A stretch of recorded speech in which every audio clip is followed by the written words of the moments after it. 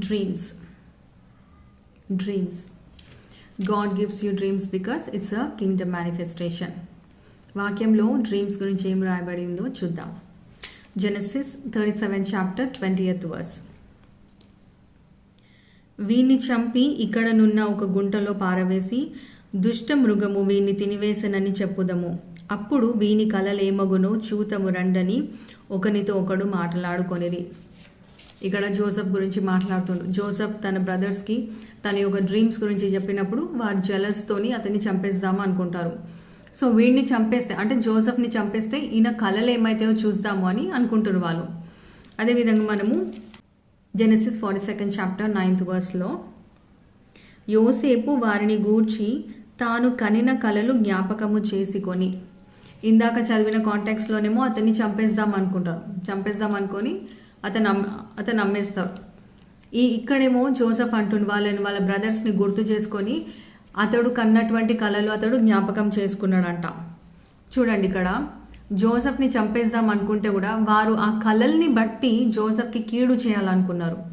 కానీ దేవుడు జోసెఫ్కి మంచి చేసిండు. దేవుని యొక్క చిత్తము జోసెఫ్ జీవితంలో నెరవేర్చిండు. సో డ్రీమ్స్ అనేవి ఎంత ఇంపార్టెంటో ఈ యొక్క కాంటెక్స్లో మనం చూస్తే అర్థం చేసుకోవచ్చు. నీకు డ్రీమ్స్ ఇస్తున్నాడు దేవుడు అంటే దేవుడు నేను తప్పకుండా కాపాడుతాడు. ఇక్కడ జోసెఫ్ని చూసినాం కదా, వారు చంపేయాలనుకున్నారు కానీ దేవుడు అతన్ని కాపాడిండు. ఎందుకు? దేవుడు అతనికి కళలు ఇచ్చిండు, ఆ కళలు నెరవేర్చబడాలి కాబట్టి. కొన్నిసార్లు మీ యొక్క డ్రీమ్స్ మీ యొక్క కరెంట్ సర్కమ్స్టాన్స్ని బట్టి ఉండొచ్చు, అండ్ మీ యొక్క డ్రీమ్స్ మీ యొక్క ప్రేయర్ లైఫ్ని బట్టి కూడా ఉంటాయి. కొన్నిసార్లు దేవుడు డ్రీమ్స్ని వార్నింగ్గా కూడా ఇవ్వచ్చు మనకి. జోసెఫ్ దగ్గర జైల్లో ఉన్నటువంటి వారిద్దరికి కళలు వచ్చినాయి. ఒకతడేమో అతని యొక్క ఉద్యోగాన్ని పొందుకుండు, ఇంకొక అతడేమో ఉరి తీయబడ్డాడు. సో డ్రీమ్స్ ఎంత ఇంపార్టెంటో చూడండి. కొన్నిసార్లు ఏదైనా బ్యాడ్ డ్రీమ్ వస్తే సరేలే అది బ్యాడ్ డ్రీమ్, దాని గురించి ఎక్కువ ఆలోచించాల్సిన అవసరం ఉండదు అని అనుకుంటారు. కానీ కాదు, బ్యాడ్ డ్రీమ్ కూడా లైఫ్ మీద చాలా ఇంపాక్ట్ ఉంటుంది. సో అటువంటి డ్రీమ్స్ ఏమైనా వస్తే ఇంతకు ముందు అంటే ఒక 1 week బ్యాకో 3-4 days బ్యాకో నేను ఏం తప్పు చేసినాను అని మీరు ఒకసారి చూసుకోవాలి. మీరు దేవుణ్ణి అడగొచ్చు, దేవా ఏ తప్పు చేసినందుకు నాకు ఇటువంటి బ్యాడ్ డ్రీమ్ వచ్చింది అని. దేవుడు తప్పకుండా మీకు బయలుపరుస్తాడు. కొన్నిసార్లు ప్రేయర్ చేస్తుంటే కూడా డ్రీమ్స్ వస్తాయి. ఇది కొర్నేలికి ఉన్నటువంటి అనుభవం. నాకు కూడా ఒకసారి మేబీ ఒక 5-6 months బ్యాక్ ప్రేయర్ చేస్తూనే ఉన్నాను, వెంటనే డ్రీమ్ వచ్చింది. అసలు ఆ నిద్ర ఎట్లా వచ్చిందో కూడా నాకు తెలియదు. అప్పటి వరకు యాక్టివ్గానే ఉన్న ప్రేయర్ చేస్తున్న సడన్గా ఒక ఫ్రాక్షన్ ఆఫ్ సెకండ్లోనే నిద్రపోయినా. ఆ నిద్రపోయిన కళ వచ్చింది, మళ్ళీ ఆ ప్రేయర్ కంటిన్యూ అయిపోయింది. అంటే డ్రీమ్స్ చూడండి, దేవుడు ఏ సమయంలో అయినా కానీ మీకు గాఢ నిద్ర కలుగజేసి దేవుడు మీకు డ్రీమ్స్ ఇవ్వగలడు. కొన్నిసార్లు డ్రీమ్స్ మీరు బాగా చింతిస్తున్నారు అనుకో, దేని గురించి అయినా మీరు చింతిస్తున్న దాన్ని బట్టి కూడా మీకు డ్రీమ్స్ రావచ్చు. మీకు డ్రీమ్స్ అర్థం అవ్వడానికి టైం పట్టవచ్చు. మేబీ 6 months, 1 year, 2, 3, 4 టైం పట్టవచ్చు. కానీ మెల్లిమెల్లిగా మీకు ఒక్కొక్క డ్రీమ్ మీనింగ్ తప్పకుండా అర్థమవుతుంది. But in the mean while మీరు తప్పకుండా దేవుని, మీరు డ్రీమ్ వచ్చిన వెంటనే మీరు ప్రార్థించాలి, దేవుని అడగాలి, దేవా ఈ డ్రీమ్ ఎందుకు ఇచ్చినవని. కొన్నిసార్లు మీరు ప్రార్థన చేసినటువంటి దాన్ని బట్టి కూడా మీ యొక్క ప్రార్థనలకు జవాబుగా కూడా దేవుడు డ్రీమ్స్ చూపించవచ్చు, మీకు డ్రీమ్స్ ఇవ్వచ్చు మీకు. సో అలర్ట్గా ఉండాలి డ్రీమ్స్లో కూడా. చూద్దాం అసలు దేవుడు డ్రీమ్స్ ఎందుకు ఇస్తాడు అన్నది. Job 33 chapter 14th to 18th verses. దేవుడు ఒక్క మారే పలుకును, 2 మారులు పలుకును, అయితే మనుషులు అది కనిపెట్టరు. మంచము మీద కొనుకు సమయమున, గాఢ నిద్ర పట్టునప్పుడు, కలలో, రాత్రి కలుగు స్వప్నములలో, నరులు గర్విష్ఠులు కాకుండా చేయునట్లు, తాము తలచిన కార్యము వారు మానుకొన చేయునట్లు, గోతికి పోకుండా వారిని కాపాడునట్లు, కత్తి వలన నశింపకుండా వారి ప్రాణమును తప్పించునట్లు, ఆయన వారి చెవులను తెరవజేయును, వారి కొరకు ఉపదేశము సిద్ధపరచును. ఇక్కడ ఎందుకు ఇస్తాడంటే దేవుడు డ్రీమ్స్, దేవుడు ఒకసారి చెప్తే వినరు, 2 సార్లు చెప్తే వినరు. అందుకని మనుషులు దేవుడు చెప్తుంటే కనిపెట్టుకోరు. అందుకని దేవుడు డ్రీమ్ ఇస్తుంది. అయితే ఈ డ్రీమ్ ఎందుకు? మీరు గర్విష్ఠులు కాకుండానట్లు, అప్పటికే దేవుడు నీతో చాలా మనుషులతో మాట్లాడిండొచ్చు, పాస్టర్తోనో ఫ్యామిలీ మెంబర్స్తోనో ఎవరితో అయినా నువ్వు వినలేవు. అందుకు దేవుడు ఇక్కడ నువ్వు గర్విష్ఠులు కాకుండా విను డ్రీమ్లో అయినా అని దేవుడు డ్రీమ్ ఇస్తుండు. అయితే ఆ డ్రీమ్లో కూడా ఎందుకు ఇస్తున్న డ్రీమ్? నిన్ను కాపాడడానికి. దేవుడు చెప్తుంది నువ్వు వినకుండా నువ్వు చేయాల్సిందే నువ్వు చేస్తా అనుకున్నావు కాబట్టి అది నువ్వు మానేయాలని. అర్థమవుతుందా? సో కొన్నిసార్లు దేవుడు చెప్పినప్పుడు వినాలి మనము. మొండిగా నేను ఇదే చేస్తాను అని చేయకూడదు. నువ్వు ఆ విధంగా చేస్తే అది నీకే కీడు. అయితే ఇక్కడ నీ ప్రాణమును తప్పించున్నట్లు, ఇంత నువ్వు దేవుడి మాట వినకుంటే కూడా దేవుడు నీ ఎంత ప్రేమిస్తుండో చూడు. నీ లైఫ్ని కాపాడాలని డ్రీమ్ అసలు లాస్ట్ ఆప్షన్. దేవుడు మనతోని మాట్లాడే దేవుడు. మనం విననప్పుడే డ్రీమ్ ఇస్తాడు. సో నువ్వు వింటలేవని దేవుడు నిన్ను వదిలేయలే. ఇక్కడ కూడా నీ జీవితాన్ని కాపాడాలని దేవుడు డ్రీమ్ ఇస్తుండు.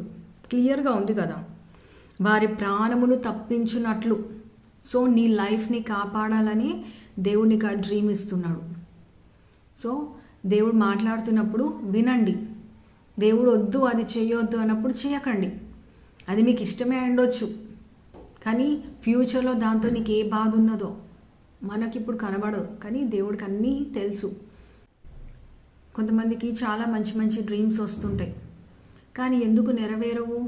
ఎందుకంటే ప్రార్థనా జీవితం ఉండాలి, వాక్యం తెలిసి ఉండాలి, దేవునితో కమ్యూనికేషన్ ఉండాలి, దేవునితో ఇంటిమసీ ఉండాలి. ఇవన్నీ ఉంటే దేవుడు తప్పకుండా నీకు ఇచ్చినటువంటి డ్రీమ్స్ని దేవుడు నెరవేరుస్తాడు. డ్రీమ్స్ అంటే ఏదో సిచ్యువేషన్ రిలేటెడ్ అనే కాదు. డ్రీమ్స్ అంటే దేవుడు కలర్స్ ఇవ్వచ్చు, సింబల్స్ ఇవ్వచ్చు, నంబర్స్ ఇవ్వచ్చు, చాలా ఉంటాయి డ్రీమ్స్ అంటే.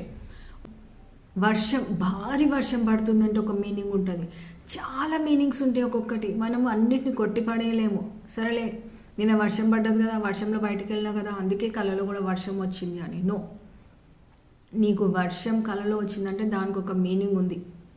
నువ్వు ఫ్లైట్లో వెళ్తున్నావు అంటే దానికి ఒక మీనింగ్ ఉంది. ఎవ్రీ డ్రీమ్, ప్రతి డ్రీమ్కి ఒక మీనింగ్ ఉంటుంది. సో ఏ డ్రీమ్ని కూడా లైట్గా తీసుకోవద్దు. అండ్ నాకు తెలిసిన వారికి నేను ఎప్పుడు చెప్తా, డ్రీమ్స్ గురించి నేను మాట్లాడినప్పుడల్లా ఒక బుక్ పెన్ తప్పకుండా పక్కన పెట్టుకొని పడుకోవాలి. డ్రీమ్ రాగానే వెంటనే మేలుకు వస్తుంది. నాకైతే మేలుకు వస్తుంది ఆటోమేటిక్గా. ఎప్పుడో మేలుకు రాకుండా ఉండొచ్చు, కానీ డీప్ స్లీప్లో ఉన్నప్పుడు అదర్వైజ్ తప్పకుండా మేలుకు వచ్చేస్తుంది. మేలుకు రాగానే ఫోన్లోనే నోట్ ప్యాడ్లో రాసేసుకుంటే పడుకుంటాం. ఎప్పుడైనా నేను మర్చిపోయినట్లయితే నెక్స్ట్ డే మళ్ళీ పరిశుద్ధాత్మ దేవుడు ఆ డ్రీమ్ని తప్పకుండా నాకు గుర్తు చేస్తాను, నేను రాసుకుంటాను.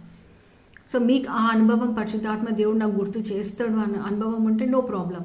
లేకపోయినట్లయితే వెంటనే లేచి ఆ డ్రీమ్ని రాసుకొని పడుకొని మళ్ళీ మార్నింగ్ లేచిన తర్వాత ప్రేయర్ చేయండి, దేవుడిని అడగండి, దేవా ఈ డ్రీమ్ ఎందుకు ఇచ్చినావు నాకు.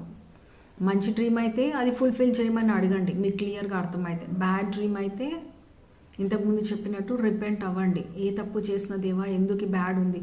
కొన్నిసార్లు మీ మీద ఏవైనా అటాక్స్ ఉండిండొచ్చు, దానివల్ల కూడా అటువంటి డ్రీమ్ దేవుడు మీకు ఇచ్చిండొచ్చు.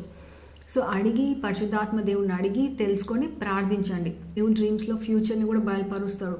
డ్రీమ్స్లో మీ డెస్టినేషన్ ఏంటి, నువ్వు ఫ్యూచర్లో ఏమవబోతున్నావు అన్నది కూడా దేవుడు నీకు చూపిస్తాడు. Dreams are very very important. మళ్ళీ చెప్తున్నాను, ఒక బుక్ ఒక పెన్ పెట్టుకోండి, తప్పకుండా డ్రీమ్స్ని రాసుకోండి. డ్రీమ్స్ మీద ఒక దైవజనురాలు స్టెఫ్నీ అనుకుంటా, తను కూడా డ్రీమ్స్ ఇంటర్ప్రిటేషన్ మీద ఒక బుక్కే రాసింది. కావాల్సితే అది అమెజాన్లో ఉండిండొచ్చు, ఆర్డర్ కూడా చేసుకోండి. ఎందుకంటే డ్రీమ్స్ అంత ఇంపార్టెంట్, వాక్యంలోనే ఉంది. ఎవ్వరు ఇది నేను నా సొంతంగా చెప్తుంది కాదు, ఏం కాదు, వాక్యంలోనే. ఎన్ని రెఫరెన్సెస్ కూడా ఇవ్వగలుగుతాను నేను మీకు. వాక్యంలో దేవుడు డ్రీమ్స్కి ఎంత ఇంపార్టెన్స్ ఇస్తున్నావు. నాకు డ్రీమ్స్ రావు అని అంటే మాత్రం అడగండి దేవుణ్ణి, దేవా నాకు డ్రీమ్స్ ఇయ్యు, నా ఫ్యూచర్ చూపెట్టు నాకు. దేవుడు తప్పకుండా ఇస్తాడు.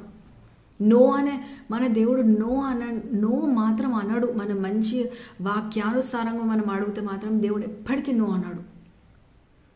సో రాసుకోండి. ఎవరికైనా మాకు డ్రీమ్స్ వచ్చినాయి కానీ మాకు ఇంటర్ప్రిటేషన్ రాదు, మాకు తెలియదు ఈ డ్రీమ్కి అని అనుకుంటే, మీరు ఎవరైనా నేను హెల్ప్ చేయాలి అని అనుకుంటే మీరు కామెంట్స్ చేయండి, కామెంట్స్లో పెట్టండి. తప్పకుండా నాకు ఇంటర్ప్రిటేషన్ తెలిసినట్లయితే నేను తప్పకుండా మీతో షేర్ చేస్తాను.